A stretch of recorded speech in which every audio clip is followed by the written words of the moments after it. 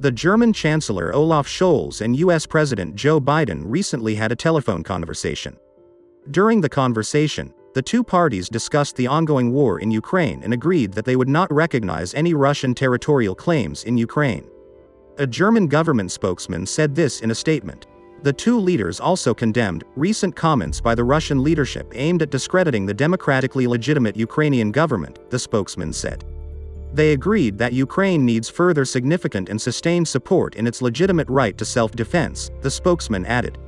However, it was reported that the Chancellor has refused to go to Kyiv for now, despite an invitation from the President of Ukraine. He was invited there together with the head of state Frank-Walter Steinmeier, but the day before was rejected by the Ukrainian authorities. The Chancellor admittedly called the interview good at the press conference.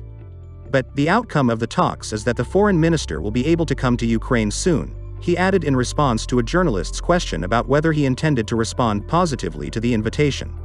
In addition, the day before the US Congress had approved the Lend-Lease Act for Ukraine, reviving the World War II program of the same name. The news has greatly worried the Kremlin, according to the reaction of Russian propagandists. The April 28 decision establishes a simplified procedure for supplying any kind of weapons to Ukraine and other countries, including Poland. Administrators of pro-Kremlin Telegram channels agreed that the decision, made on the same day that President Biden announced an additional $20 billion in military aid to Ukraine, will now be delayed and lead to the country turning into a new Afghanistan for Russia. At the same time, the pro-Kremlin media tried to discredit the Lend-Lease. The propagandists claimed that the program was aimed primarily at Americans seeking to boost their economy at the expense of government funding of defense contractors.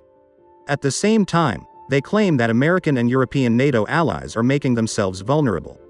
At the same time, Russian media are trying to scare Ukrainians that America has begun to turn Ukraine into a multi-year military battlefield and is ready to destroy Ukraine to weaken Russia. Military aid is not free. Ukraine will sooner or later literally have to pay its debts to the penny, and bring with it monstrous corruption, which will mean that many types of weapons will not reach the front lines. The intensive propaganda serves at least two purposes. First, it aims to expand and mobilize the active minority, which, unlike the apolitical majority, remains actively involved in the political agenda. Second, the propaganda is designed to reinforce the belief in an external threat, so much so that Russians will not think twice about expressing their discontent with socio-economic problems, which are worsening every month.